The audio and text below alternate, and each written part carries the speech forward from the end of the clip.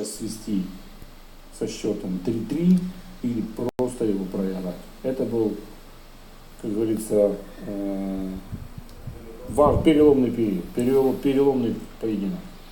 Yeah, at this point, I'm going to try and do what I was trying to do in round 3. And that's, again, get as much on him as I possibly can through his hand, get in the straps, and then when the go is called, I'm going to commit inside to a deep, deep press hook kind of position. Ты снова применил ту самую штучку, что применил во втором раунде. И снова видно, что на Дениса это вообще не воспроизвело никакого абсолютно впечатления. Как бы. Не отобразилось на его желании снова напрячь руку и отдать ее как бы тебе под удар. I'm very impressed with Dennis, the way he pulled me, you know, not just physically, but the way he used his tools and remained calm. He executed his plan just, you know, perfectly. Судейский захват для тебя лучший в твоей стратегии или все-таки без судейского захвата ты пробуешь с такими парнями побороться? The regular grip allows me to work more and it allows me to do more false starts at a lower cost. So I wanted to remain out of the referee's grip as long as possible because once you're in a referee's grip, an early start is a foul, whereas a warning is, you know, right, so, oh, I got an elbow foul, lucky me. Но ты почувствовал, что в крюк все-таки вот с этого момента в крюк тебе не стоит тоже залазить? I'm not sure now. I saw that I stuck it and I saw that I kind of checked my pec afterwards. I'll have to watch the rest of the round, but there was a time, it was either that round or what happens right now that, yeah, I did realize that I couldn't because I did stick my position either in that one or the next one because I remember the feeling of getting where I wanted to get and it felt like my body was being ripped apart. So yeah, at that point I knew that I was in some serious, well at that point I'd lost. Yeah, and I mean once, yeah, there we go. Oh, all right, okay, that's how that went. Yeah, so that round, the fourth round that you just saw when I stuck my hook, that's when I felt it rip. Ты считаешь, что в этом раунде ты все-таки проиграл или там судья все-таки мог бы дать тебе разрыв захвата? No, I think that I'm completely pleased with the way that the rules were called. I knew that they called things tight and legit, and I know that it was a low intentional slip. So, no, I'm completely pleased with the refereeing. Как правило, после четвертого раунда люди, чтобы реабилитироваться немножко, ну, чтобы не был сухой счет, начинают совершенно по-другому думать, совершенно даже несколько нервно подходить к этому раунду. Пятый раунд, как бы это первый шаг для того, чтобы не сделать сухой счет. Что ты тут думал в этом моменте? You know, when I lost that fourth round, I knew that my complete strategy at that point, unfortunately, had failed. У тебя было желание хотя бы один раунд все-таки из 6 забрать или нет? Yeah, I would have loved to have won any round. I realized after the 4 that Dennis had won, and I also realized that if Dennis wanted to win the next 2, he could continue to do what he wanted. And I also knew that he was going to experiment, which I believed was, you know, going to unfold. I would have loved to have won one of these. However, I knew that he was having pity on me at this point and playing a little bit of cat and mouse. So I was willing to fight and I would have taken it, but yeah, well, Dennis was on another level. Вот Денис тебе дает бороться вот в твое выгодное положение. Даже, скажем, судья не заметил съезд твоего локта с подушки. Он дал тебе побороться в крюк, ты зашел в глубокий крюк, хотел перевести поединок, поджимая как бы трицепсом его руку. Была какая-то точка, в которой, скажем, ты, ну, все-таки мог бы еще попробовать, но не сделал этого. Well, I felt like I was able to. He let me advanced my position significantly. And by the time he decided to try and pin me, I was in a spot that I think would have been much more difficult for him to finish me on. Unfortunately, I guess my elbow came off the front, but yeah, I think that if you let me get in that kind of position, it'll be tougher to pin. То есть ты сам для себя теперь нашел ответ, в какую точку будешь работать, если в будущем у тебя получится, например, встретиться в топ-8 с Денисом Цыпленковым. Yeah, there's maybe something there, but the right hand and the left hand are different. Вот снова ты в своей позиции. Денис понял, что ничего ты не можешь сделать, поэтому даже не игрался с тобой, просто сразу прибил тебе подушки и все. Yeah, he didn't want to hold me quite as long that time, I don't think. I think that, he didn't. I think that if he had given me another 10 or 15 seconds to play, I think that's what it takes for me to beat Dennis. Let me advance let me have like 10 or 15 seconds to get in the match, and then maybe I can stop him. But ну, судя по твоему лицу, я бы не сказал, что он был замученный. Более можно сказать, что у тебя была неуверенность, уже не говоря о том, что ты был просто твоя энергия и сила просто уходила с руки. Yeah, it's like I was like 100 eggs against the rock. Шестой раунд. Понятно, что выиграть вообще тебе не удастся. Какой был план на шестой раунд? Просто сделать какую-то визию борьбы, что-то еще попробовать, или просто постоять, подержаться за руку Дениса. Последний раз. If Dennis would give me a chance to be in the match, I was going to take it. It's been a long time for this match to be set.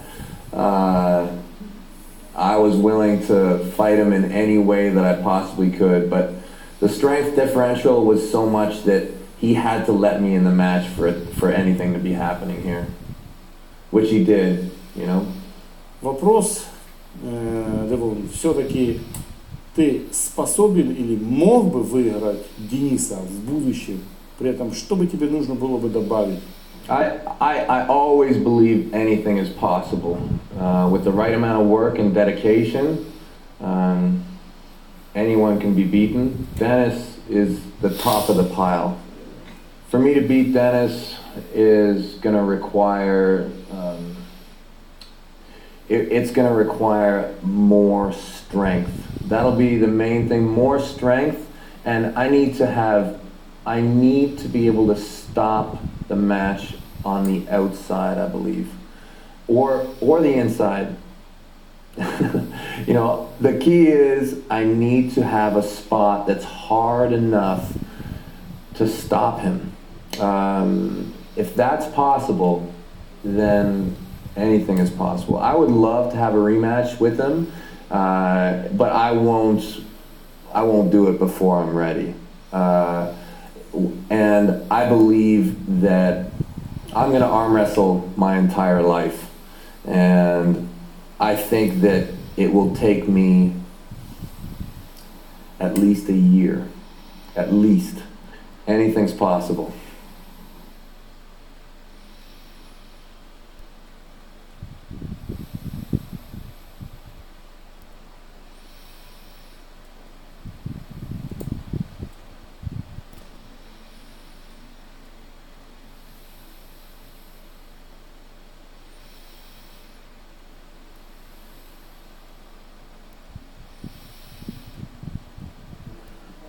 When looking forward and planning for my next fights, I try and take all the lessons that I've learned in my career and recently to make the best plan possible going forward.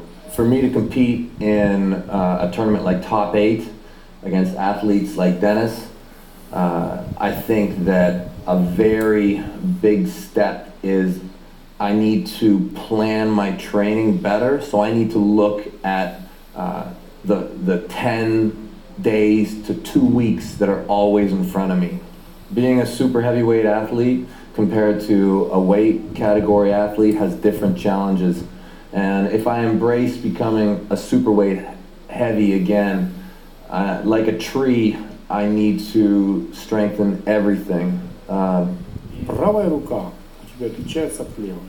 Ты нам говорил еще буквально там несколько месяцев тому назад: Игорь, у меня правая рука лучше, чем левая. Может быть, что-то на правой. Насколько она лучше у тебя? И чем она отличается от левой? Some of the different comes from being old and having had surgery. My right hand had surgery in 2013, and my left had surgery in 2016. And there's a period afterwards where it just takes some time to get fully strong and balanced. So this is one consideration. My right hand has always been my dominant hand. I've been right-handed my whole life. I throw right-handed, I hit right-handed, everything is right-handed. So it's just naturally a stronger arm. Если ты будешь выступать в топ-8, с кем бы ты хотел бы увидеться на первом этапе? Среди 4 атлетов до выбора есть Рустам Бабаев, Майкл Тот, Ливан Сагинашвили и Денис Степенков. Yeah, those are 4 very legendary arm wrestlers. Michael Todd, some payback. He has the last one on me. The other 3, it'll be a first time arm wrestling all of them in that hand. And Rustam and Levan, I've never arm wrestled. Levan looks like he can lift a truck with his arm. Rustam, you know, if you lose to Rustam, it's terrible. And if you win against Rustam, well, Also terrible.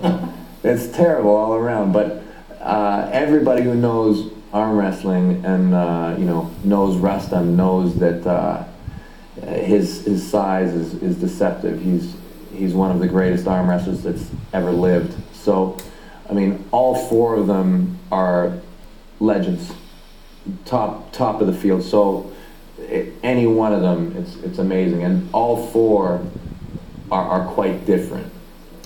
I think probably right now 117, 118 kilo. Рустам Бабаев пообещал здесь и там перед своей первой выступлением в топ-8 минимум 100-105 килограмм. Так что даже побеждая Рустама или проигрывая такому Рустаму, ты борешься действительно с человеком с себе равным и по весе, и по силе. That's amazing. Rustam Babayev is probably one of the greatest hook arm wrestlers to ever live. Rustam at 105 kilo, I don't think he can get that big. I think if Rustam weighs 105, he's mostly fat. No, he can't weigh 105 kilo. Я не думаю. If he weighs 105, maybe I'll come down and I'll weigh less than Rustam. I'll come in, maybe we organize a fight, I weigh 104, he weighs 105. That would make me feel better. Hey, thank you. И монету.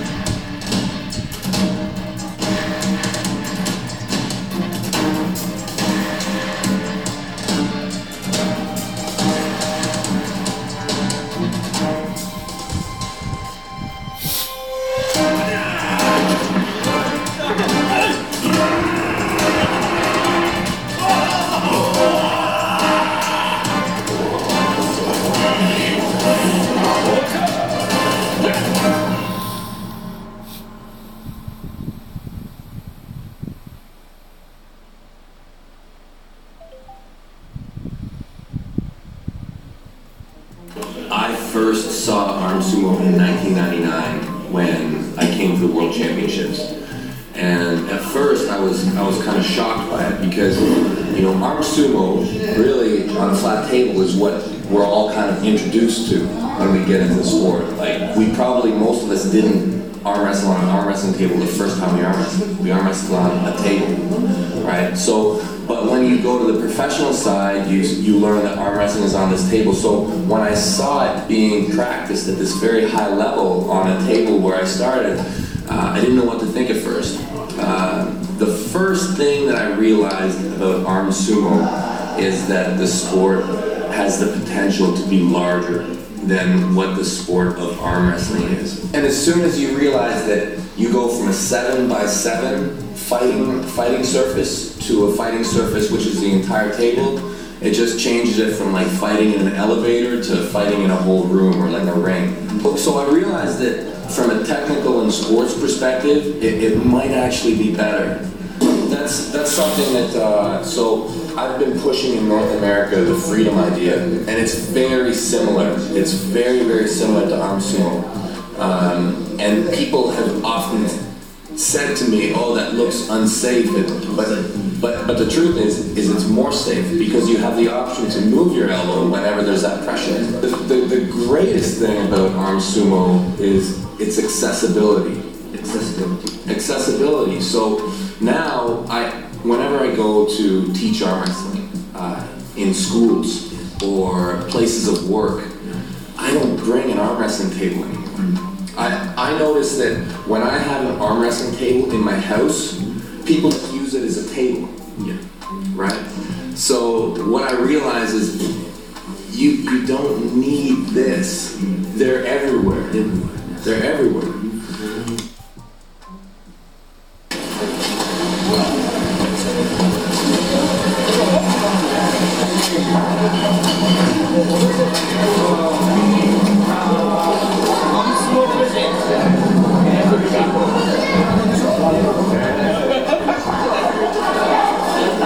We're looking forward to this for a long time.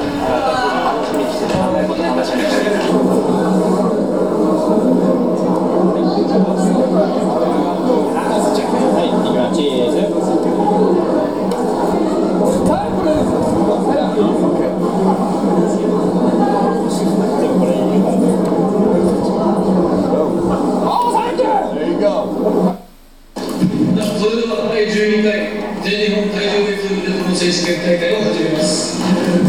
先生、私たちは、正々堂々、真剣勝負で戦うことを誓います。選手代表中尾信介、よろしくお願いします。